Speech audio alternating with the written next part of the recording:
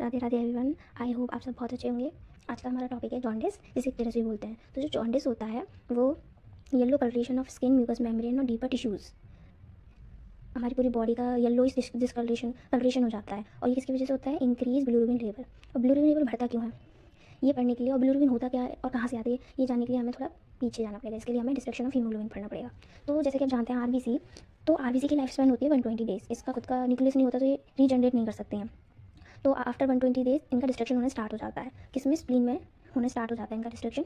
Spleen को graveyard of RBC भी कहते हैं। तो इसका हीमोग्लोबिन में कन्वर्ट होता है, और हीमोग्लोबिन इसमें डिग्रेड होता है हमारे हीम और ग्लोबिन में। तो जो ग्लोबिन पार्ट है हीमोग्लोबिन का, वो तो यूटिलाइज हो जाता है हीमोग्लोबिन बनने के लिए, रीसिंथेसिस ऑफ हीमोग्लोबिन के लिए। लेकिन जो हमारा हीम पार्ट है, हीम पार्ट का क्या होता है? हीम पार्ट दोबारा से फर्दर डिग्रेड होता है आयरन और पोरफायरिन में। और जो आयरन है वो फिर से यूटिलाइज हो जाता है। आयरन तो यूटिलाइजेशन की ही चीज़ है, लेकिन जो पोरफायरिन है वो एक्सक्रीटेबल है। तो पोरफायरिन फर्दर किस में डिग्रेड होगा? हमारा बिलिरुबिन में। तो हमारे पास आ गया हमारा बिलिरुबिन। और बिलिरुबिन अब एक्सक्रीटेबल है, एक्सक्रीट होना उसे बॉडी से, और ये होता है हमारा वाटर सॉल्युबल नहीं होता। वाटर सॉल्युबल जो चीज़ होती है वही एक्सक्रीट हो सकती है हमारे यूरिन के थ्रू या स्टूल के थ्रू।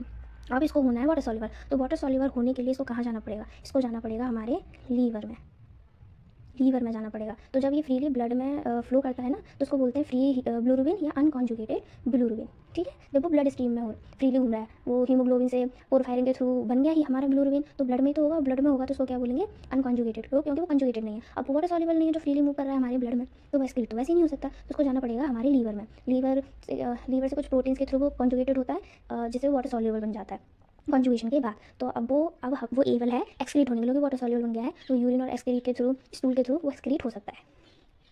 ठीक है, अब हो गया कॉन्जुगेटेड। तो अगर वो हमारे लार्ज इंटेस्टाइन स्टूल के थ्रू अगर हो रहा है एक्सक्रीट, तो वो स्टर्कोबिलिनोजन कन्वर्ट होके स्टर्कोबिलिनोजन में कन्वर्ट होकर फीसिस के थ्रू निकलता है। अगर वो किडनी के थ्रू या यूरिन के थ्रू निकल रहा है, तो यूरोबिलिनोजन में कन्वर्ट होकर निकलता है।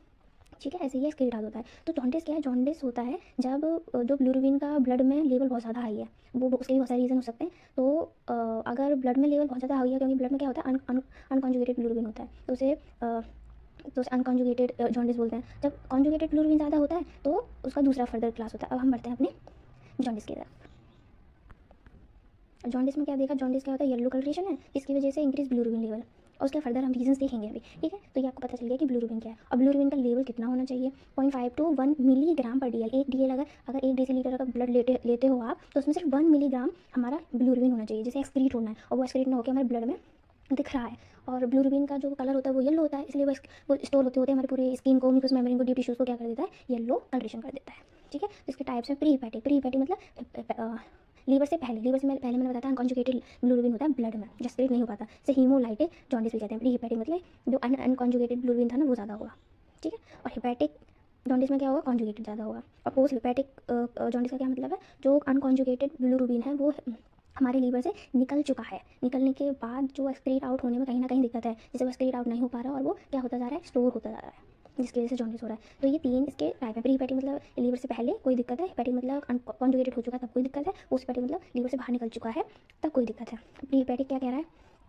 प्री हेपेटिक कहता है प्री हेपेटिक और haemolytic jaundice type of the jaundice that occur because of excess destruction of RBC. अब आरबीसी का एक्सेस डिस्ट्रक्शन होगा तभी तो बिलिरुबिन बनेगा। जैसे हमने पढ़ा था, आरबीसी से हीमोग्लोबिन बनता है, हीमोग्लोबिन से हीम और ग्लोबिन बनता है, हीम से पोरफायरिन और आयरन बनता है, तो पोरफायरिन के थ्रू फिर बनता है हमारा बिलिरुबिन। तो आरबीसी का जितना ज़्यादा डिस्ट्रक्शन होगा उतना ही क्या होगा? बिलिरुबिन बनेगा। ठीक है, तो एक्सेस डिस्ट्रक्शन ऑफ आरबीसी के थ्रू रिजल्टिंग क्या होता है? Increase blood level of unconjugated. बताया था ना, लीवर से पहले तो अनकॉन्जुगेटेड ही होगा। In this condition excretory function of liver is normal. Liver तो नॉर्मल है, लीवर अनकॉन्जुगेटेड, अगर किसी ब्लड रिपोर्ट पढ़ते हो अनकॉन्जुगेटेड बिलिरुबिन ज़्यादा है तो उसका लीवर नॉर्मल है, ये समझ जाना।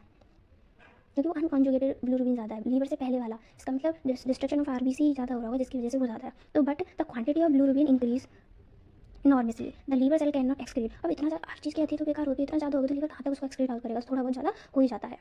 तो लीवर क्या थोड़ा can not excrete that much excess bilirubin rapidly, इतनी जल्दी वो नहीं रैपिडली उसको एक्सक्रीट आउट कर पाता। तो unconjugated bilirubin is insoluble in water, जैसे कि मैंने बताया था। एंड उसको कॉन्जुगेटेड क्यों होना पड़ता है बिलिरुबिन को? क्योंकि वो वाटर सॉल्युबल नहीं है। वाटर सॉल्युबल नहीं है तो वो हमारी बॉडी से एक्सक्रीट आउट नहीं हो सकता है, इसलिए उसे वाटर सॉल्युबल होने के लिए जाना पड़ता है लीवर में। ठीक है, अब is not excretable in urine, so it accumulate in the blood resulting in jaundice. ठीक है, ये हमारा प्री हेपेटिक हो गया। तो प्री हेपेटिक के क्या क्या रीजन हो जाते हैं? Formation of urobilinogen also increase resulting in the excretion of more amount of urobilinogen in the urine में यूरोबिलिनोजेन ज़्यादा है, उसकी वजह से भी हो सकता है कॉज। और कॉजेज क्या है प्री हेपेटिक जॉन्डिस के? रीनल डिसऑर्डर, रीनल कोई डिसऑर्डर हो, जैसे यूरोबिलिनोजेन ज़्यादा निकल रहा है तो रीनल कोई डिसऑर्डर हो। ठीक है, हाइपर स्प्लेनिज्म हो, हाइपर स्प्लेनिज्म मतलब स्प्लेनिज्म स्प्लीन दिक्कत कर रहा है, स्प्लीन कहीं ना कहीं दिक्कत कर रहा है, इसकी वजह से जो आरबीसी का डिस्ट्रक्शन ज़्यादा हो रहा है, और आरबीसी का डिस्ट्रक्शन ज़्यादा होगा तो हमारा बिलिरुबिन भी ज़्यादा बनेगा, बंद हो गया, जिसकी वजह से फंक्शनिंग बॉडी की नॉर्मल नहीं है, इन्फेक्शन है, जैसे मलेरिया में क्या होता है, आरबीसी का डिस्ट्रक्शन ज़्यादा होता है तो बिलिरुबिन ज़्यादा बनता है। ठीक है। हीमोग्लोबिन एबनॉर्मलिटीज़, हीमोग्लोबिन की एबनॉर्मलिटी हेमोलाइटिक डिजीज़ है, ड्रग ले ली जिसकी वजह से हमारी रेड ब्लड सेल डैमेज हो रही है, ऑटोइम्यून डिजीज़ है। ठीक है। अब हेपेटिक और हेपेटोसेलुलर और कोलेस्टैटिक जॉन्डिस की बात करते हैं। Hepatic jaundice type of jaundice that occur due to the damage of hepatic sales.